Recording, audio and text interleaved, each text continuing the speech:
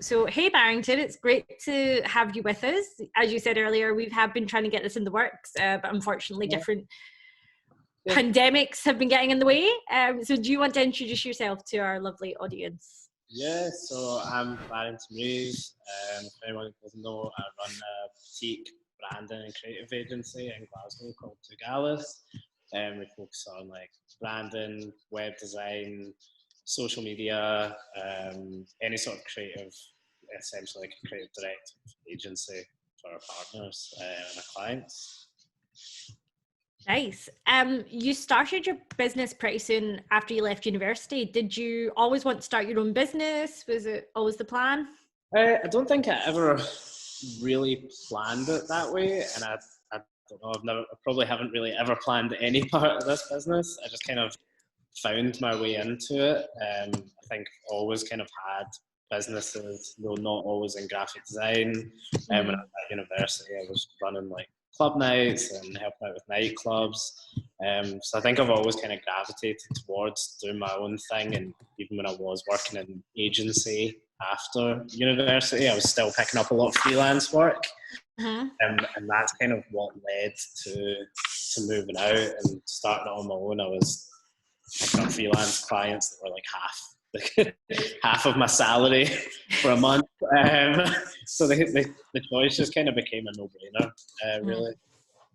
And you work with some pretty cool businesses, from Blow in Glasgow to Red Bull. What have you found differences in working with local brands in Glasgow versus international brands such as Red Bull? Yeah, I mean, we've been really lucky with the clients that we've got. I think within Scotland and internationally, we've always managed to get really exciting clients and really align with like what we want to do. But they do differ massively. I mean, we do lots and lots of work in Glasgow for like independents, lots of restaurants, bars, clubs. Like we don't do a lot of corporate, but we still do some. The main differences I've found with working between Glasgow and companies that operate internationally or even just down in London, and like I hate to say it because I feel like it's a dig on Glasgow, but there's a real difference in ambition and the kind of openness to big ideas that we get from international clients is huge. They just want to they always want to break records. They want to be doing the coolest thing. And when you get to Glasgow, I found that the creative scope is really limited, and therefore budgets are really limited. Here, people seem to only benchmark themselves against what other people on their street are doing. They don't even seem to get out of that kind of Scottish mindset. They just seem to be in this bubble as long as we're doing okay as the guy four doors down from us. Yeah. And that's fine. But when we work with clients from London, Manchester, New York, they just want to be reaching for the stars. Those guys are all about breaking records. We want this to be the best branding ever. We want this to be the most effective brand. We want this to go viral. I think that's the kind of the main difference that we found, and that's really what's contributed the main challenge to working creatively here. Is kind of helping people get out of that mindset of it's not just about beating your neighbours. You want to be great in the bigger picture, not just in the frame that you're in right now. How did you handle that pressure of a big brand coming to you and being like, we want your help to go viral? How do you, because if someone came and said that to me, I think I might have a panic attack, honestly. Yeah, it's difficult, but that's what we want to do. That's what gets me excited. And when I get a brief in, if it is that kind of scale, that's where I feel I start to thrive. We'd certainly generate more exciting ideas from that, and I feel ideas that are maybe a bit more out there don't get shot down quite quickly, whereas when someone is just we just want to put out a little campaign to raise a bit of brand awareness, and you're well, okay, let's project something onto the side of a building, and they're nah, I was thinking maybe just a flyer So yeah, kind of actually like those big ones with the massive requests are the ones that really like get me and the team fired up. That's the place we want to be living in. It's really interesting you say that, because I work in in-house marketing, but I know that when I go to my team and we're like, what do you want to do? When people are like, oh, we want a flyer, you're kind of thinking that. But I remember I walked into a meeting and I was like, hey, why don't we just like buy 4 walls in Glasgow and graffiti them and do this? And they were like, okay, we don't have the budget for that. But all of a sudden people's thinking was bigger. So it's like you said, it's that mindset of, oh, I can only do what's 4 doors down. Yeah. With these clients, how did you go about getting them? And you said that when you were working in agency, you still had a lot of freelance work. Were people coming to you, or were you like going out there and getting your name? Funny thing, it comes out quite a lot. I've actually never really done any outbound marketing for Too Gallus. I've never really like pitched to a company like cold, and we don't really do any advertising or sales at all. Just kind of like everything we've done has really been like word of mouth. Like I said, I used to run like nightclubs when I was in uni, and I think at the time I really took for granted like how valuable the network that I built doing that was.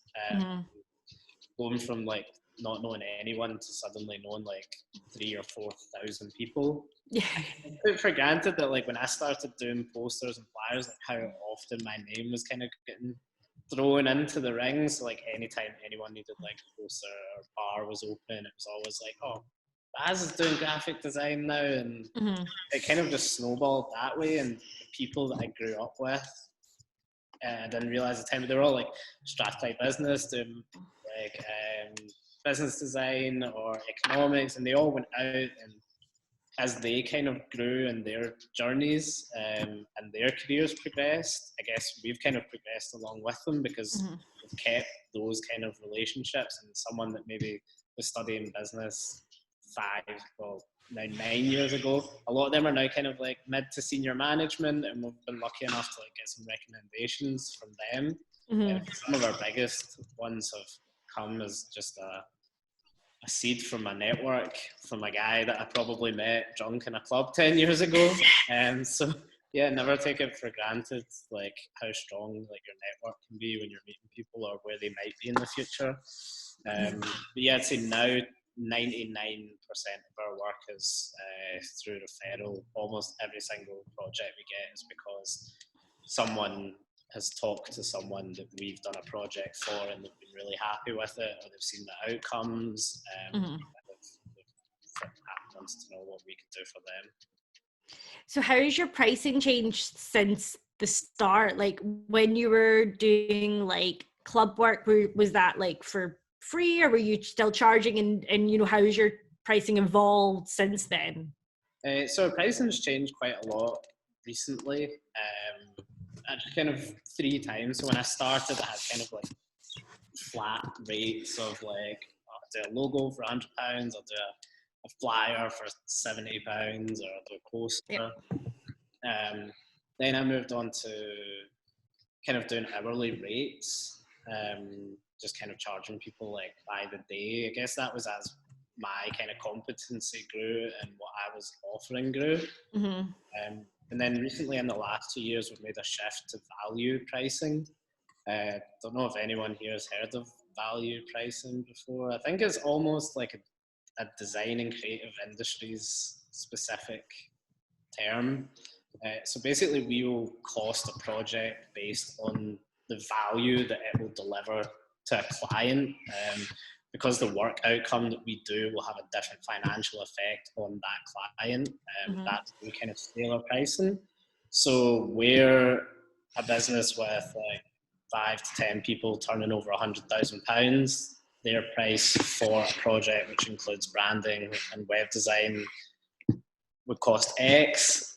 If another company has 20 to 30 employees and they're turning over 2 to 3 million a year, you would inflate that price based on the size of their company, because what income or solution will bring to them will scale.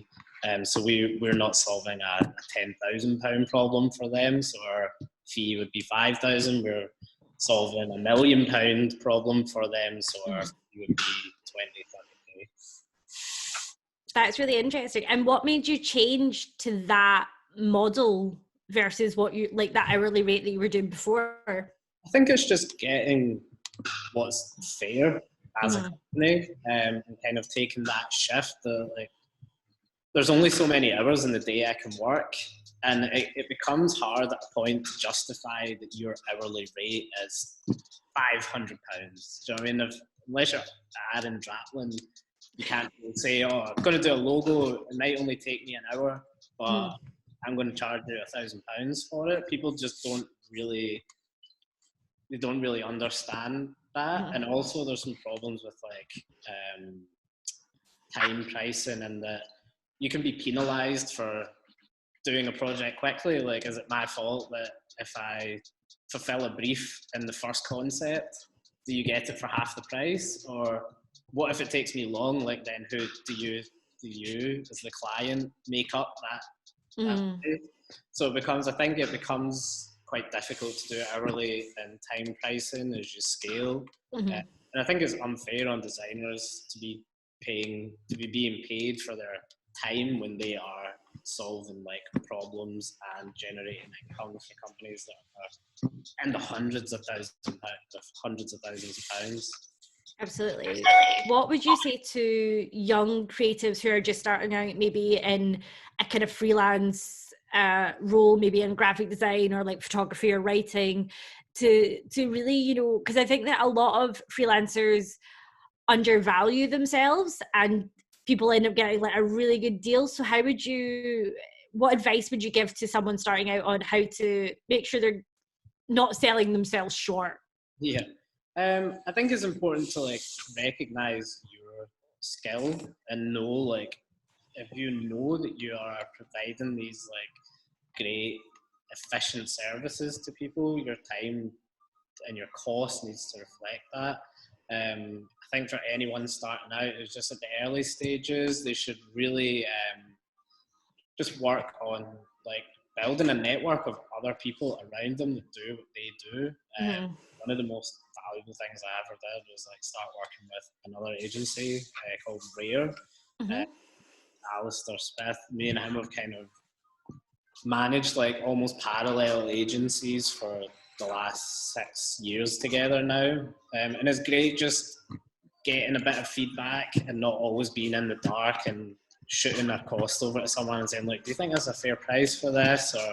And sometimes you'll get pushback, say, like, that's a bit much, or no, I think what you're going to do is going to be more valuable than that. So definitely like look for a mentor, someone who's been through it all before, or someone who's maybe just like a year or two ahead of you that can give you a bit of guidance. What are some of the most challenging things you've come across when working for a brand, and how did you overcome those challenges? Yeah, so the most challenging thing in doing any brand is the client and client objections, kind of managing client feedback and getting the client out of a headspace of you're here to execute their vision. That is the number one challenge that I think any designer, any photographer, any creative agency or marketing comes up against, is that you need to elevate yourself out of button pusher to a creative expert, someone that has been hired because they're amazing at what they do. And you find that quite a lot, is like clients will want you to do something because they like it. Like, I seen this poster and I love it, so I want you to make it better. And getting people out of that headspace that things aren't right for them just because they like them, and that their objective opinion on things isn't always the epitome of what's right, and oftentimes it isn't right at all. So getting through that is probably the biggest challenge, I would say, and that it definitely comes in more into play as you start to do more like branding and creative direction and graphic design. But to overcome that, you need to be really methodical, but you really need to know why you're suggesting to clients to do things, and it can't come back to you being objective and being like, I'm doing this because I like it and I'm right, I'm a designer, because that's not right either. So we do a lot of strategy first before we design anything for any client. We'll take a client through a brand discovery session where we kind of get down into who they are, what are their values, what do your customers look for, and what kind of image do you want to give off with this? And then we start to build practical solutions to those answers that we've found. So nothing that we've done is rooted in our own personal taste, which is why our projects vary so hugely. People always say, oh, you don't really have a style. And I'm like, well, it wouldn't be right for me to have a style of graphic design, because then I'm applying that to a commercial decision. And what we do, I feel, is commercial design. We want to create the most commercially viable brand and the best kind of commercial experience for any project we do. So I found we've been able to kind of combat those objective decisions from clients more easily when we've done this strategy phase, which say, look, we're using yellow because you've decided that it had to be feminine but not too feminine, you don't want it to be alienating to men. And I think just making sure you have an answer and a correct answer for everything that is not just, well, because I like it. Yeah, that's fair. Not well, I like it, so we're doing that. Yeah. Do you come out? Is there any clients that you've not had that with, or do you think the majority of them are, or because you have this strategy, bit in place, that you actually don't come up against that? Funnily enough, the less a client pays us, the more pushback we get. That's fact. Scaling from the most expensive client we have ever done, which was for Smurfit Kappa, who are FTSE 100, they're worth 8.4 billion. They just handed us a project and were like, give us back a brand that works. Give us back, it works, but give us back a photo shoot, a website, a marketing campaign, Instagram, socials, write the brand strategy. And all they wanted, I think they reviewed twice, always on things like, can we make the domain name .com instead of .co.uk? Wow. And yeah, we've always found that the more a client pays, the more they respect our input and our strategy. But when we're dealing with like £1,000 like website or £1,000 branding, that's when you get the kind of, this is a collaboration between me and you, let's sit down and we'll hash it out. Which is funny because you would expect it to be the other way around, but it seems the more they pay, the more people trust you to kind of carry it out. And how do you deal with that creative freedom of just like a big brand turning to you and being like, on you go? Like, you must be like a kid in a candy shop, like, let's go. It's amazing, it's really good, but it's also quite hard. Then we need to do that and rein ourselves in. And we're sticking to like doing a strategy and we're like, not just someone's given us the opportunity to go and do this big photo shoot that we've had in our heads for like months. Like, we need to kind of reel it in and just make sure, right, are we doing things that are right? And then if they are, we just make sure we do them like as well as we can. And that's when we kind of use that chance to like execute these ideas that we've had for ages, or maybe we've had something sitting in the bank that is now like appropriate to use on this. What's like a brand or a campaign that you've seen recently that you've been impressed by? Brands I'm seeing recently. So I was really impressed by Brewgooder's Pay It Forward campaign. So they done like a 5-year and contributed like case to NHS workers, which I thought was awesome. It was just really nice, really selfless. Brewgooder are obviously always amazing. They're always just working for a really good cause. Yeah. Previous Startup Grind speaker, we're a big fan of them here at SG Scotland. Also a partner of ours for a long time as well. They were, yeah. Ian that does all of our social and copywriting also handles Brewgooder. So we get quite a good inside look at it. But they continue to like amaze me by how selfless they really are. Because I think a lot of brands are very selfless on the outside, but there's a lot of kind of PR machine behind it. Whereas I think Brugger, it felt like it genuinely like was coming from a good place. It wasn't a token gesture. I think they were really trying to make a difference, and it really like shone through. So I was really impressed by that. Nice. And in terms of brands, I think there's lots of amazing challenger brands popping up right now. Mm-hmm. I think it's in the last couple of years, companies have come into their own branding, and they're really stepping up to the plate now. Like brands are just cultivating like mass, not even following, but like cult following, and people getting really trained. A company that was launched recently called Pollen, they're a CBD company. So I've been working in a lot of CBD industry recently, and I've been kind of keeping an eye on it, and they've come out and they are really, really strong. Just their kind of social presence, their tone, the position that they've taken in the market. I was really impressed with that, and just how they've handled the kind of switch to COVID and their response on social media. So one wants to check out Pollen, that's at with Pollen on Instagram. They're great. They're a new brand, but they've cultivated a really kind of tight community already. Just in the things that they're doing, and again, everything is really selfless. It's not based on like buy a product. They're just doing great things like fitness classes, teaching people how to bake, like getting people on, telling feel good stories. I think it's really like it's a really great position the way they've done it. I think will get them a lot of brand loyalty. So I'm really impressed with that.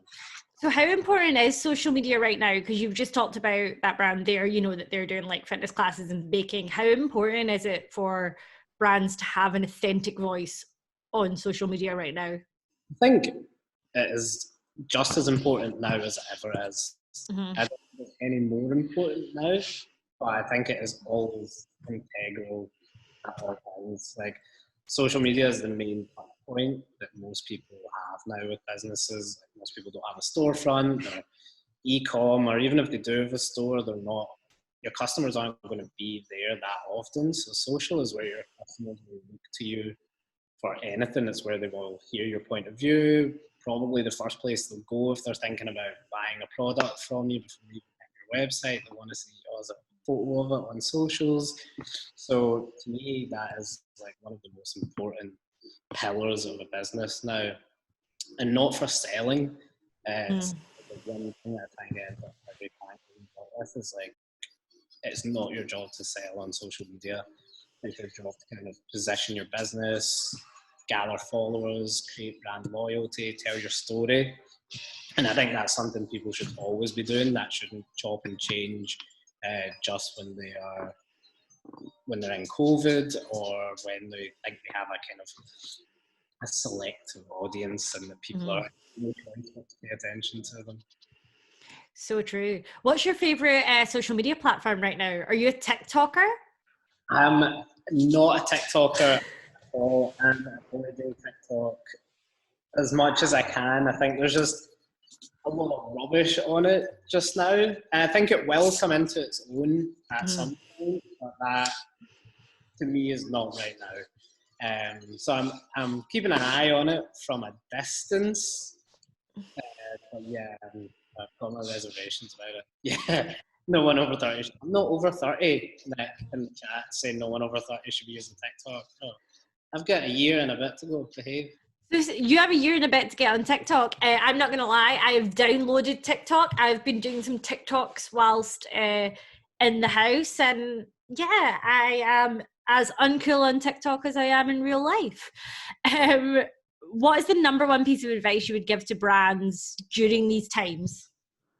Right now, I would say work on yourself. This is not a time to try and sell products. It's not a time to try and indoctrinate people. And I've seen so many businesses give it this is the time, right? We've got a captive audience. Let's get them in. And I just think brands needed to chill out and realize that this pandemic is affecting us all, and we're all kind of feeling the burn in ourselves.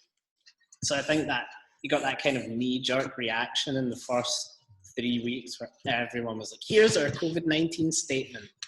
And I think every single person at home just sighed every time they opened one of those emails. You know what I mean? Like, here's a dentist that you went to 14 years ago, and here's our TikTok response. Or like, hey, Primark, and like, we're sorry, we're not going to be selling jeans right now. It just felt so wrong.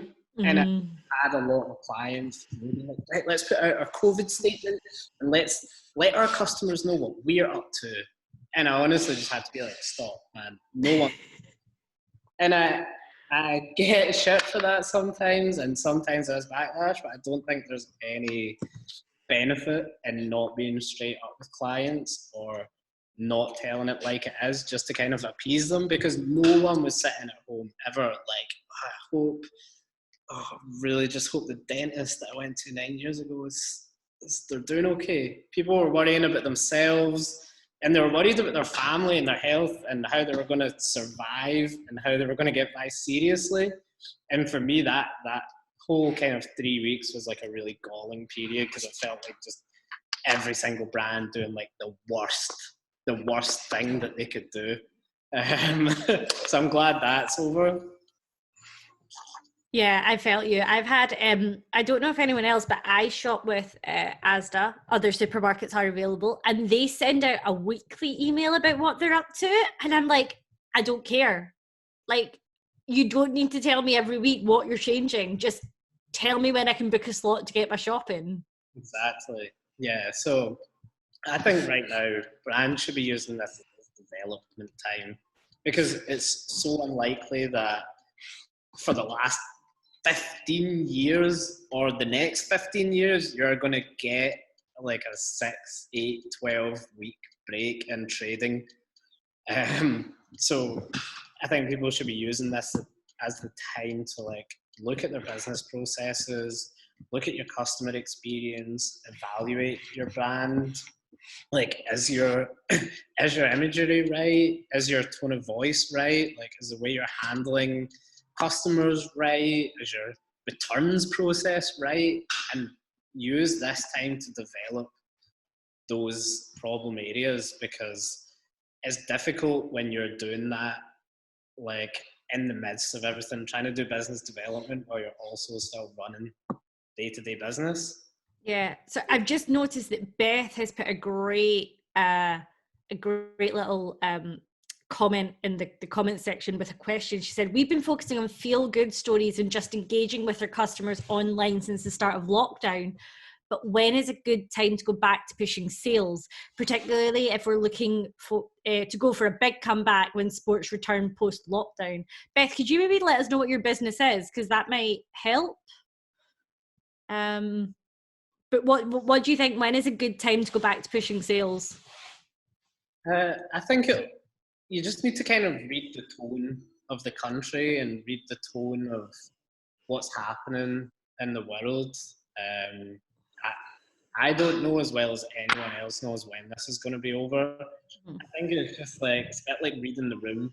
You know what I mean? You need to, don't like make the off-color joke like when Gran's sitting there. Like, I think people will kind of invite you to start selling, and you'll see spending habits picking up. Like right now, spending is like an all-time low. I had so many clients that were like, people are going to be at home, they're going to be on their phone, we can sell to them, we can sell them everything because they're not going to have anything to spend their money on when they're going out. So they'll want to buy stuff and get it delivered. And I was like, no, they won't. People will want to sit in their house and worry about how they're going to survive this. And I think we'll see an economic upturn, and that's when people should start selling. I don't think there's going to be any advantage to being like the one that jumped the gun, or like, oh, we got on it early, because for every person that you might get from a purchase, you probably have 10 people standing behind being like, asshole, like, we have just got out of this, like, give me a minute. So I think, yeah, it's all going to be down to kind of reading the tone and just kind of seeing how people settle into it. I like that. Do you hold like, you know, apart from this time, like out with this I hate this word, unprecedented, and I know it's in the title of this event, but we named this event before it was said like 500 times a day. I went for a different event, Jude. This one's on you. Yeah, I know. I'm very aware it's on me. Don't worry. I'm taking the blame. But do you hold any opinions in branding that are slightly different from others in the industry? Opinions on branding, maybe not, but approach to it, I think so. And the main one being, I didn't know this until like last year. March last year, we worked with a really big PR firm doing a kind of takeover. They'd like launched an alcohol brand, and they've been given loads of money from this alcohol brand to like make it cool, like make it big. And we don't do a lot of contracted work. Like most stuff just comes straight to us. We've not really done much of contracted white label stuff for agencies. So this was one of our kind of first big contracted like white label, like subcontractor, like we'll do it for you, but we'll say that you done it kind of thing. And it wasn't until that point that I realized that like not a lot of marketing and design agencies will say no to a client. Like I was sitting at a desk and we were pitching all our ideas and they kept knocking them back. No, client will say no.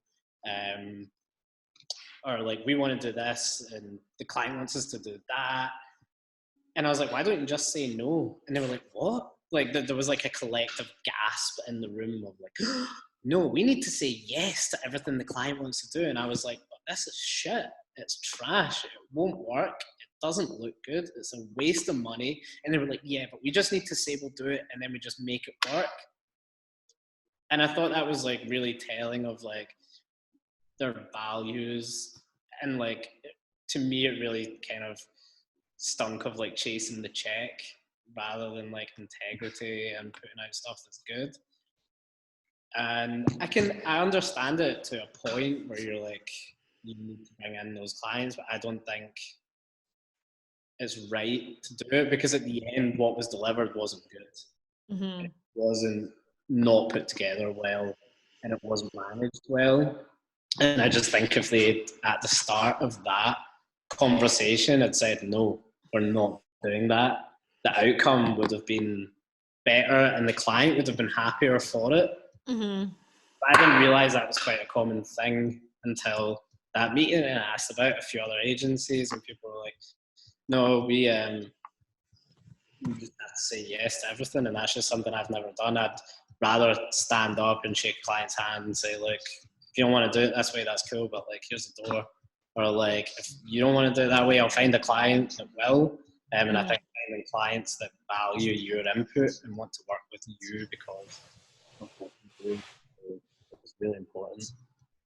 How do you have those conversations with your clients? Because they can be quite difficult, especially if you're starting up and it's one of your first clients that you don't want to lose. Yeah, I mean, it's maybe not a conversation that I would suggest someone to have with a first client. Mm-hmm. Because on your first client, you're not going to know what's best. Like, you're still finding your feet. But when you're in a position that you do know what's best, and you are the professional at what you do, and you are the one that has the capability to carry that out, I think then it's your responsibility to say no. To me, I found it really irresponsible to just take people's money, like especially when we're talking in the hundreds of thousands of pounds to carry out marketing plans that will not work. Like, I sat down and looked at this plan and 2 seconds went, that won't work. This is not good. And it didn't. And if they had said, no, look, let us go away, let us rethink it, let's put this together, then there would have been a better outcome.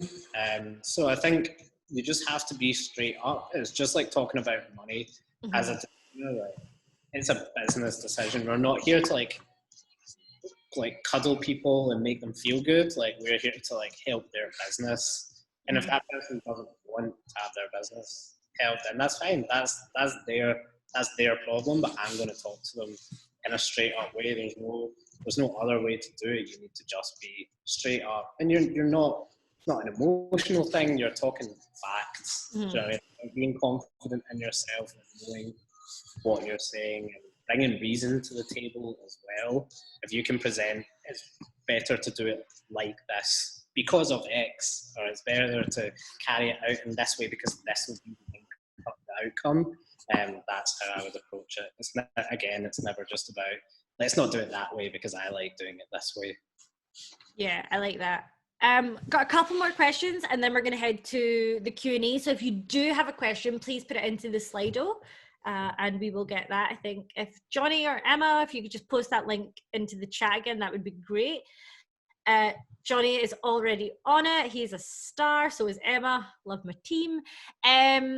What is the one thing that you've missed during lockdown that surprised you? Meetings. Like really? Yeah. I realized like how much I hate Zoom. Like, no offense, but like having a meeting on Zoom and like having to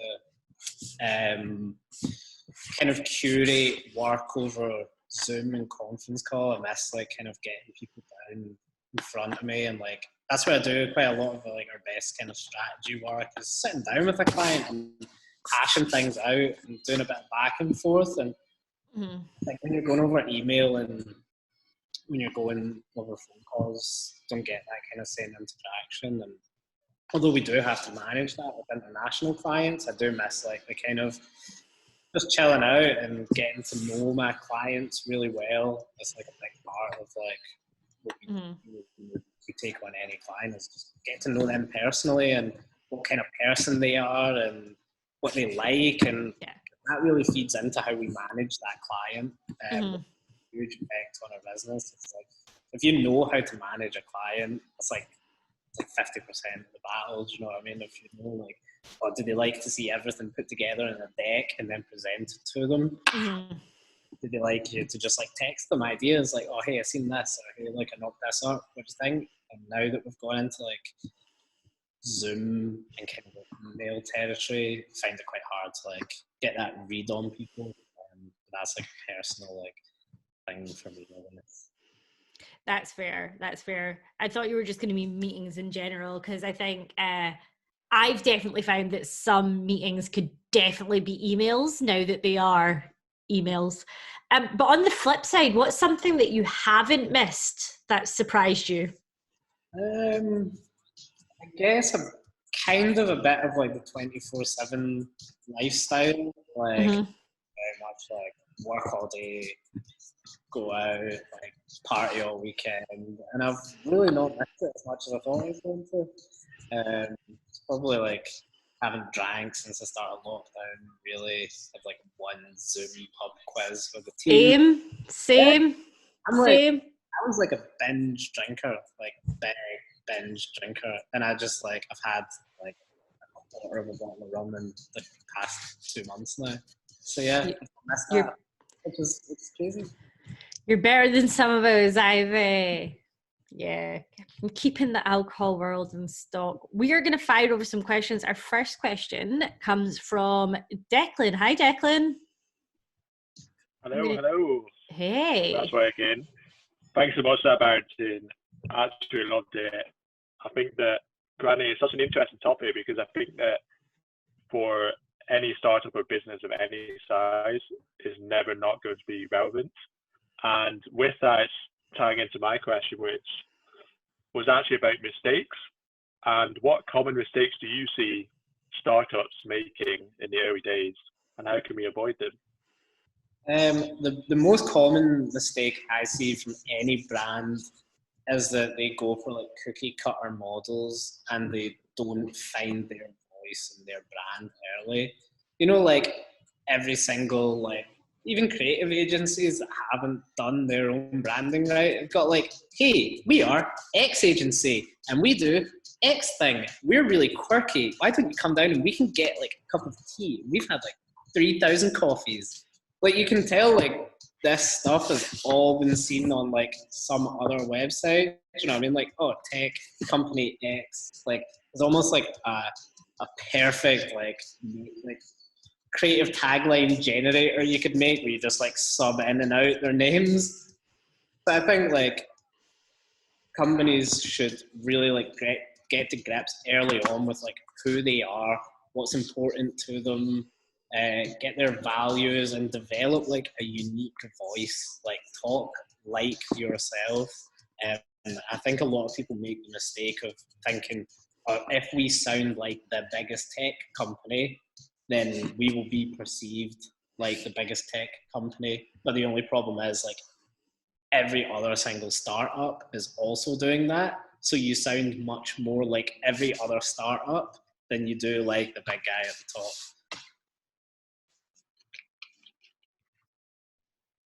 Sorry, awesome. I'm muted. Declan, did that answer your question? Thumbs up? Yes, indeed. So I'll unmute myself. So Fantastic. Okay. Let me just jump in real quick, Jude. As I say, if you're enjoying some of these questions, jump across the Slido. You can also upvote one. So if there's some you see there already, your favorites, get them upvoted, and we'll do that. Also, really sorry to jump in quickly, Barrington, would you mind with some of your music? Some of them's a bit more hard hitting. We can hear in the background. Do I turn it down just a tiny bit? Appreciate you. Anyway, back to Jude. Sorry. Sorry, guys. I couldn't hear. I was too busy. I don't know. I couldn't hear. We're going to go to Ash Lawrence now, who has a question. Hi, Ash. Hiya, welcome everyone. Massive follower of Barrington. I followed you like for goodness knows how long on LinkedIn now. Always loving the work. Massive fan of the posts. Before I get into this question, I'll kind of give you some of the background to what's kind of got me at that question. So I graduated from GSA 2 years ago now, but like a very kind of, I'm not sure if it's a big percentage or a large percentage or what, but haven't found myself quite yet in the creative industry. I'm kind of in like a retail role. I'm kind of doing some kind of strategy work, kind of getting a little bit of design work every now and again, but it's really not enough. I've got some friends who like haven't broken into industry, some friends who have. So obviously at the moment now, I've just kind of got my limited company. I'm trying to launch my own design consultancy to be able to kind of get everyone on the ladder together and really kind of make real change. Because again, at GSA, we're really big on, doing real things, not just making things look pretty, which I think that's what you're about as well. So with that in mind, if you were to launch Too Gallus from scratch right now with a few friends on board, how would you do it? If I was to relaunch it now, I don't think I would change anything of what I've done. Like, I think the way I started was kind of right for me the whole way, and it's kind of been a really natural progression. Like I said earlier, I never kind of sat down with a business plan of okay, we're going to scale to X within X years. I really kind of have been, I don't want to say winging it, but I've been really going with the flow, and it's only in the last year that we've kind of not scaled in monetary terms. We've always been on a kind of 100% growth each year scale, but it's only in the last year that I've decided to kind of expand the team. But coming back to what you're saying, if you're starting a design consultancy now and you're saying you've only done sporadic design and a bit of kind of consultancy for people, I would definitely say it's probably not the right time to be starting an agency, especially not with other people who are maybe also as inexperienced if they've not broken to the industry yet. I think one of the most important things as a designer, and especially for someone who's going to be working commercially, if you're doing kind of branding and consultancy and not as an art form, is to work under a good creative director. So I worked in Equator for a year under Jamie Jefferson. And I probably learned more in 6 months there than I did in 6 years of higher education. The pace that you need to work at in industry is so different to working at uni or kind of for small freelance clients. And I think just learning how to pitch work, show work, get work, how to have conversations with clients. I think these are all really kind of important things that you should learn almost on another agency's time and let them manage how you learn those mistakes, because you will make mistakes as you work. And I think it's important when you're a kind of a young designer that you have someone who can kind of hold your work to account. Because at the end of the day, like I said, you're going to be making a big change to these people's businesses. And you need to make sure that what you're doing is right and it's done for the right reasons.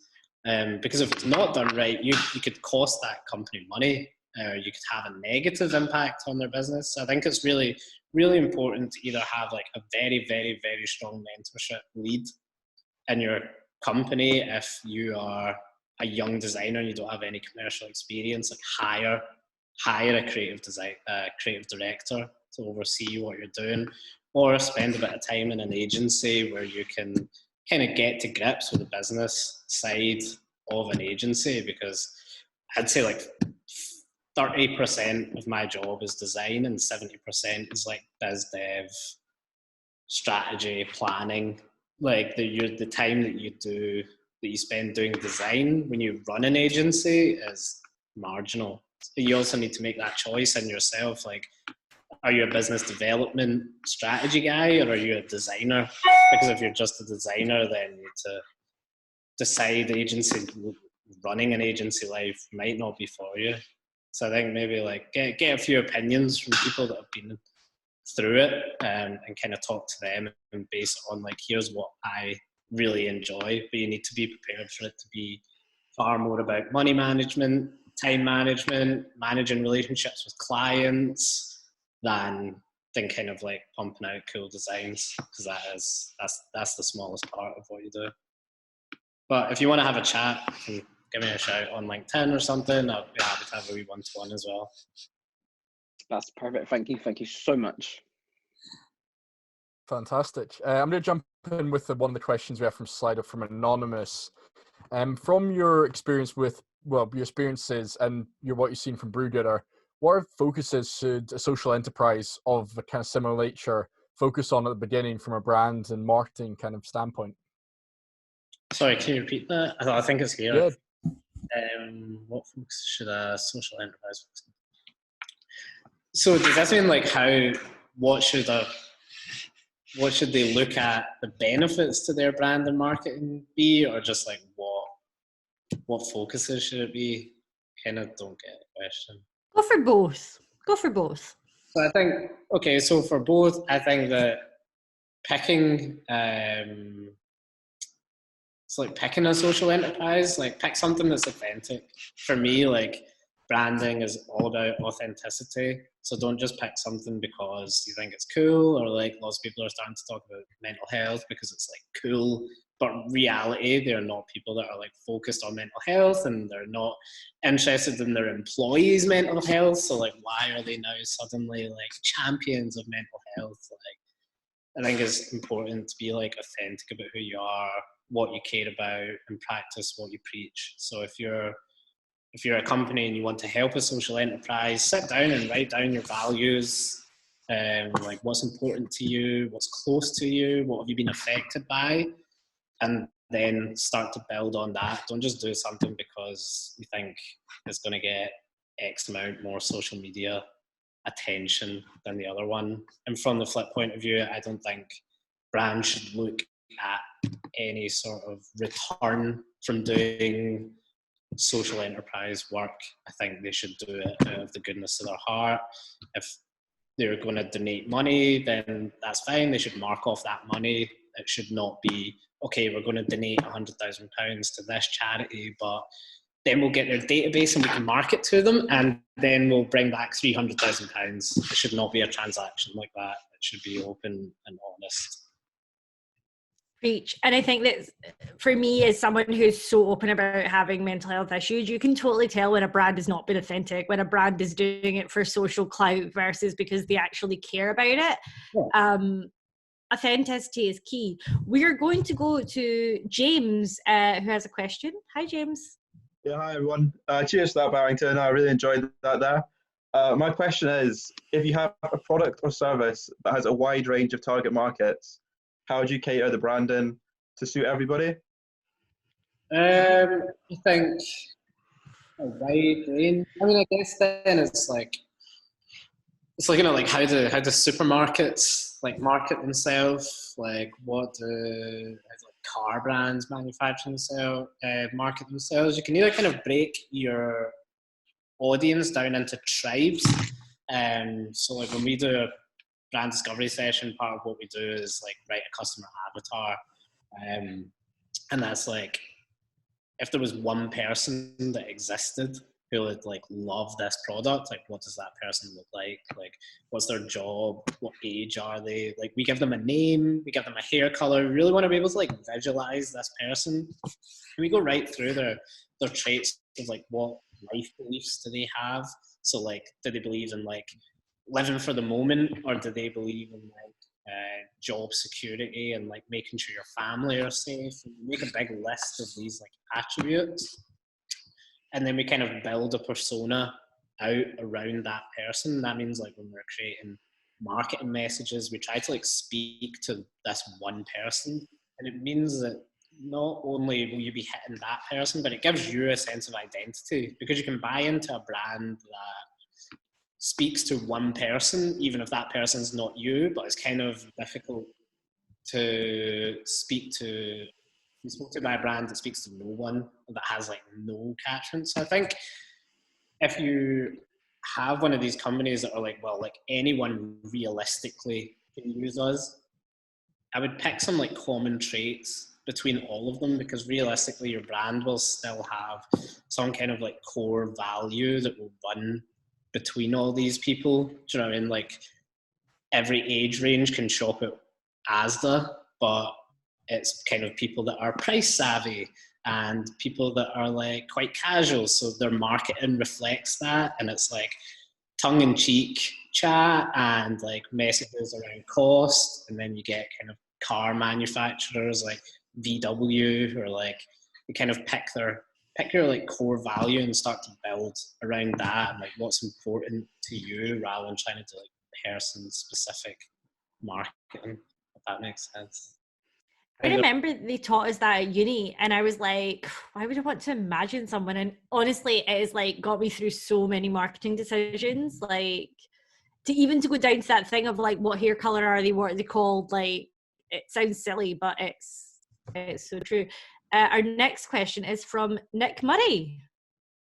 Hey, thanks for that, Barrington. Good stuff. And yeah, always good to hear marketers champion the importance of values for early stage companies. So since we are Startup Grind, I wanted to ask you a question about something I see far too often with brands, young companies, is that they're always tweeting from the brand, the company brand, in first person, and not enough entrepreneurs wake up early enough to how to separate their personal brand as an entrepreneur from their company brand, and what different traits and values and how they should be presenting that.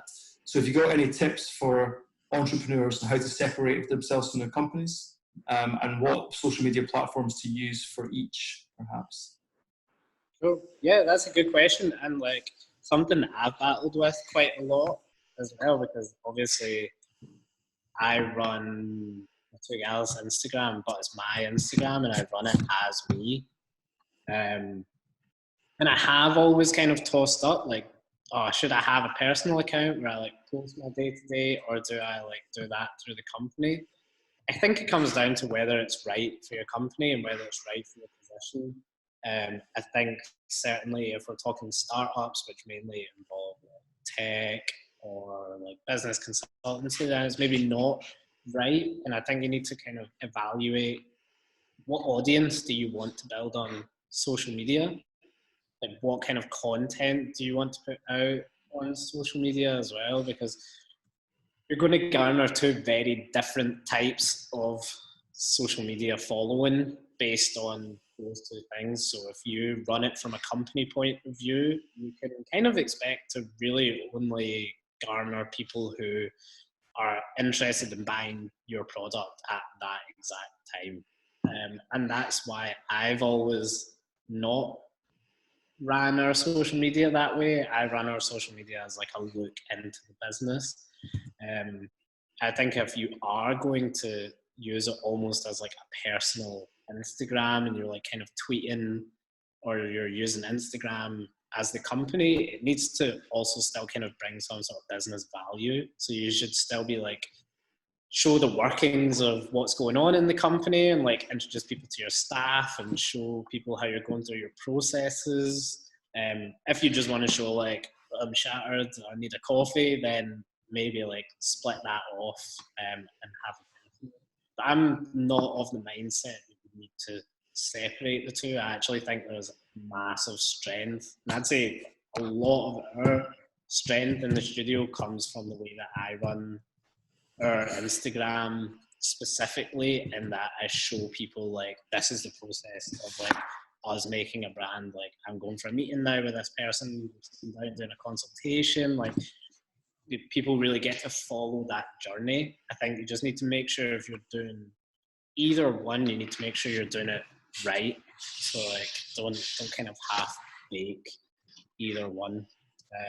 And then again, making sure that you're using the right content on the right platforms.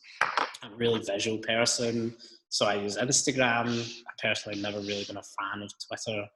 I just don't get on with it. So just making sure that you're like creating the right content for the right platforms is really important. Is that kind of half answer? You got a thumbs up, which is like it's pretty good for Nick.